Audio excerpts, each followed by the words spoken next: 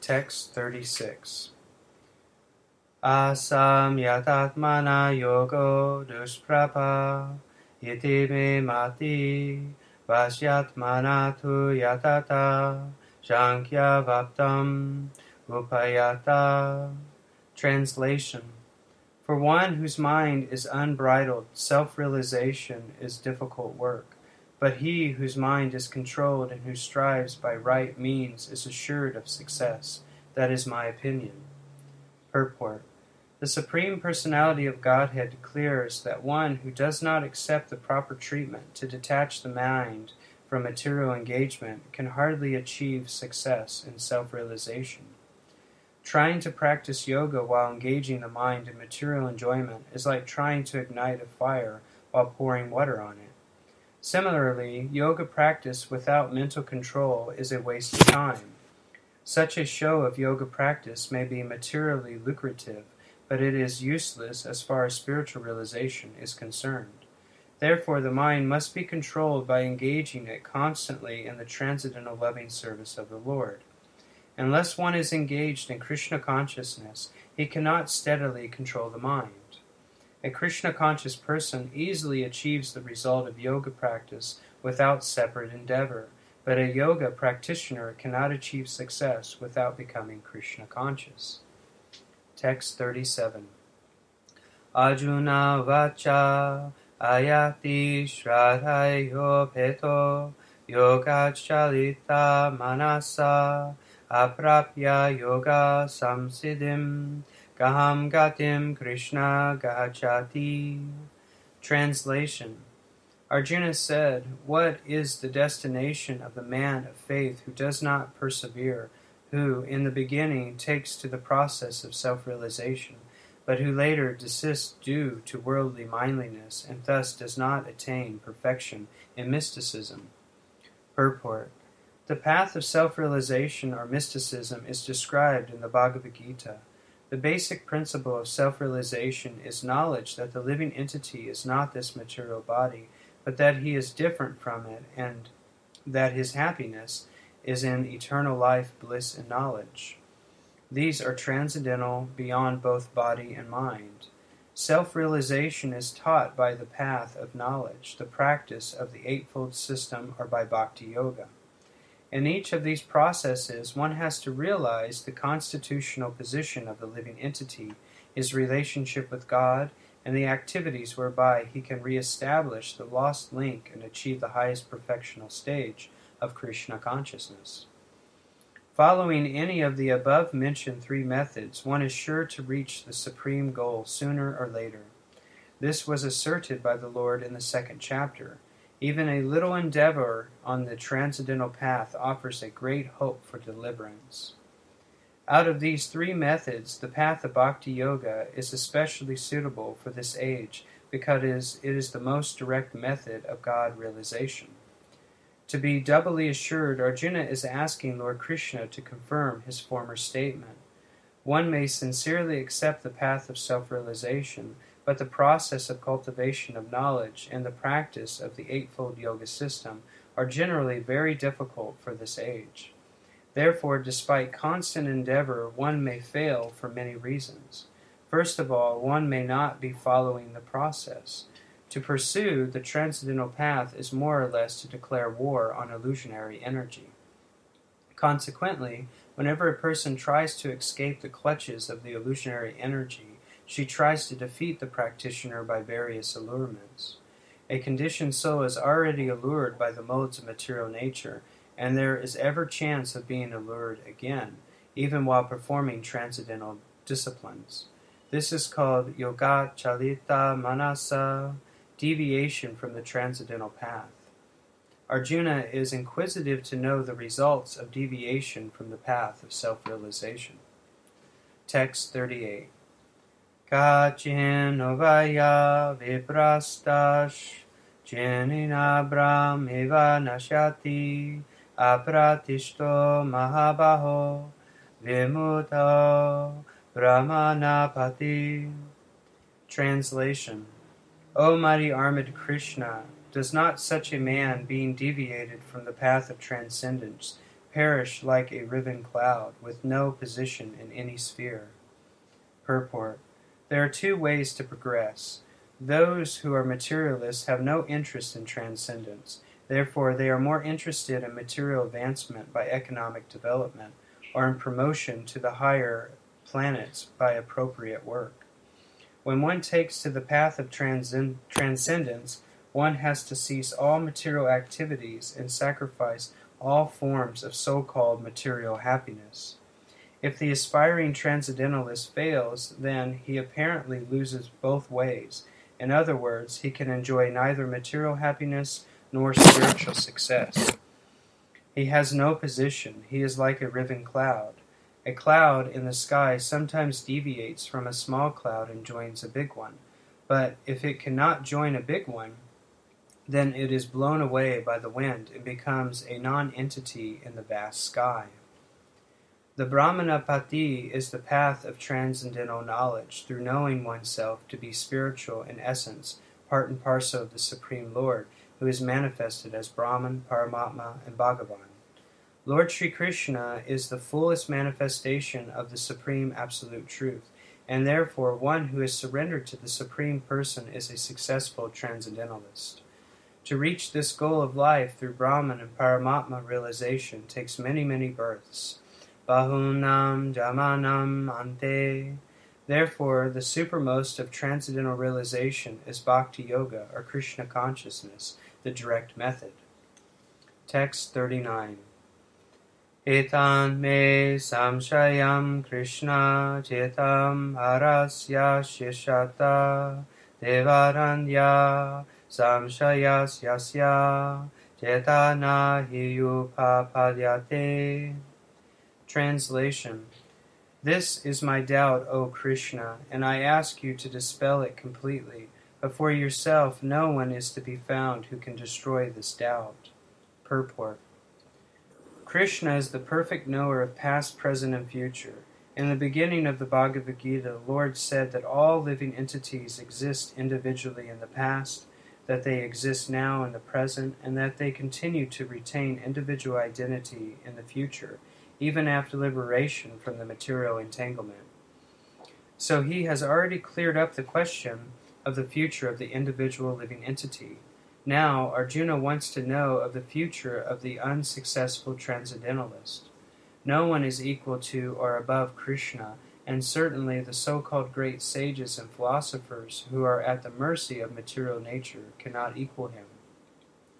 Therefore, the verdict of Krishna is the final and complete answer to all doubts, because he knows past, present, and future perfectly. But no one knows him. Krishna and Krishna-conscious devotees alone can know what is what. Text 40. Shri Bhagavan Uvacha Patane Veha Namutra Vinashas Tasya Vidyate Nahi Kayana Kri Kashchit Durgatim Tata Gachati. Translation. The Blessed Lord said, Son Aprita, a transcendentalist engaged in auspicious activities, does not meet with destruction either in this world or in the spiritual world. One who does good, my friend, is never overcome by evil. Purport. In the Srimad Bhagavatam 1.5.17, Sri Narada Muni instructs Vyasadeva as follows. Diyaktiva svadamam charanamba jamhari bhajana pakota patitato yadi yatra kiva vahabhadram avud amusyakim kovatapto bhajatam svadamata. If someone gives up all material prospects and takes complete shelter of the Supreme Personality of Godhead, there is no loss or degradation in any way. On the other hand, a non-devotee may fully engage in his occupational duties and yet not gain anything. For material prospects, there are many activities, both scriptural and customary. A transcendentalist is supposed to give up all material activities for the sake of spiritual advancement in life, Krishna consciousness. One may argue that by Krishna consciousness one may attain the highest perfection if it is completed, but if one does not attain such a perfectional stage, then he loses both materially and spiritually. It is enjoined in the scriptures that one has to suffer the reaction of not executing prescribed duties. Therefore, one who fails to discharge transcendental activities properly becomes subjected to these reactions. The Bhagavatam assures the unsuccessful transcendentalist that there need be no worries. Even though he may be subjected to the reaction of not perfectly executing prescribed duties, he is still not a loser, because auspicious Krishna consciousness is never forgotten, and one so engaged will continue to be so even if he is low-born in the next life. On the other hand, one who simply follows strictly the prescribed duties need not necessarily attain auspicious results if he is lacking in Krishna consciousness. The purport may be understood as follows. Humanity may be divided into two sections, namely the regulated and the non-regulated. Those who are engaged simply in bestial sense gratifications without knowledge of their next life or spiritual salvation belong to the non-regulated section. And those who follow the principles of prescribed duties in the scriptures are classified amongst the regulated section. The non-regulated section, both civilized and non-civilized, educated and non-educated, strong and weak, are full of animal propensities. Their activities are never auspicious because, enjoying the animal propensities of eating, sleeping, defending, and mating, they perpetually remain in material existence, which is always miserable. On the other hand, those who are regulated by scriptural injunctions and thus gradually rise to Krishna consciousness certainly progress in life. Those who are then following the path of auspiciousness can be divided into three sections, namely, 1. The followers of scriptural rules and regulations who are enjoying material prosperity. 2. Those who are trying to find out the ultimate liberation from material existence. And 3. Those who are devotees in Krishna consciousness. Those who are following the rules and regulations of the scriptures for material happiness may be further divided into two classes, those who are fruitive workers and those who desire no fruit for sense gratification. Those who are after fruitive results for sense gratification may be elevated to a higher standard of life, even to the higher planets. But still, because they are not free from material existence, they are not following the truly auspicious path. The only auspicious activities are those which lead one to liberation. Any activity which is not aimed at ultimate self-realization or liberation from the material bodily concept of life is not at all auspicious.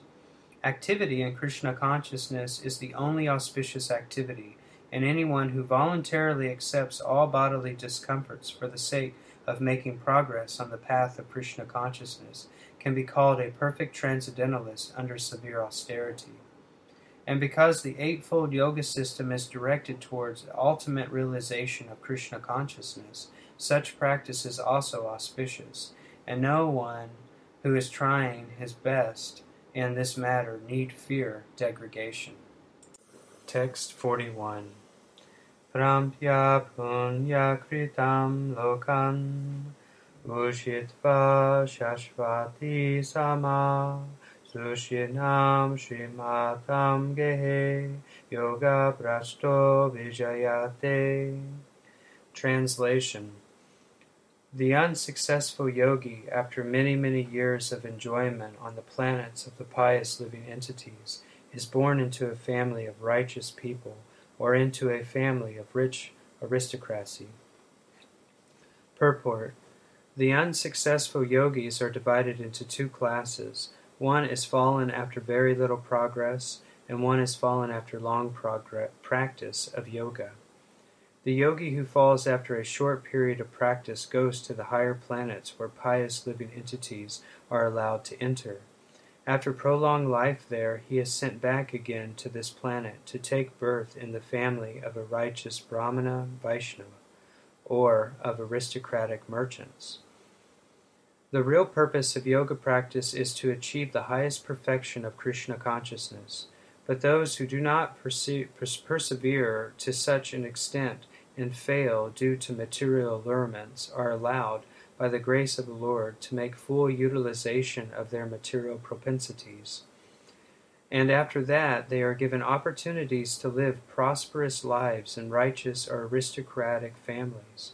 Those who are born in such families may take advantage of the facilities and try to elevate themselves to full Krishna consciousness. Text 42. Asava yoginam eva kule bhavati dimatam etati durlabhataram loke jama yaridrisham. Translation. Or he takes his birth in a family of transcendentalists who are surely great in wisdom. Verily, such a birth is rare in this world. Purport. Birth in a family of yogis or transcendentalists, those with great wisdom, is praised herein because the child born in such a family receives spiritual impetus from the very beginning of his life. It is especially the case in the Acharya or Goswami families. Such families are very learned and devoted by tradition and training, and thus they become spiritual masters. In India, there are many such Acharya families, but they have now degenerated due to insufficient education and training. By the grace of the Lord, there are still families that foster transcendentalist generation after generation. It is certainly very fortunate to take birth in such families. Fortunately, both our spiritual master, Om Vishnupad Sri Srimad Bhaktisiddhanta Saraswati Goswami Maharaj, and our humble self had the opportunity to take birth in such families by the grace of the Lord, and both of us were trained in the devotional service of the Lord from the very beginning of our lives. Later on, we met by the order of the transcendental system. Text 43. Tatra tam bhuti samyogam labhate purvadekam yatate ka cha tata bhuya samsito kuru nandana. Translation. On taking such a birth, he again revives the divine consciousness of his previous life, and he tries to make further progress in order to achieve complete success, O son of Kuru. Purport. King Bharata, who took his third birth in the family of a good Brahmana, is an example of good birth for the revival of precious transcendental consciousness. King Bharata was the emperor of the world, and since his time, this planet is known among the demigods as Bharatavarsha. Formerly it was known as Ilavartavarsha. The emperor, at an early age, retired for spiritual perfection, but failed to achieve success. In his next life, he took birth in the family of a good Brahmana and was known as Jad Bharat, because he always remained secluded and did not talk to anyone. And later on, he was discovered as the greatest transcendentalist by King Rahugana. From his life, it is understood that transcendental endeavors, or the practice of yoga, never go in vain. By the grace of the Lord, the transcendentalist gets repeated opportunities for complete perfection in Krishna consciousness. Text 44. Purva bhyasena teneva vridyate hiyavashopisa jijina surapi yogasya shabda brahmativatate. Translation. By virtue of the divine consciousness of his previous life, he automatically becomes attracted to the yogic principles, even without seeking them. Such an inquisitive transcendentalist striving for yoga stands always above the ritualistic principles of the scriptures. Purport. Advanced yogis are not very much attracted to the rituals of the scriptures, but they automatically become attracted to the yoga principles, which can elevate them to complete Krishna consciousness, the highest yoga perfection.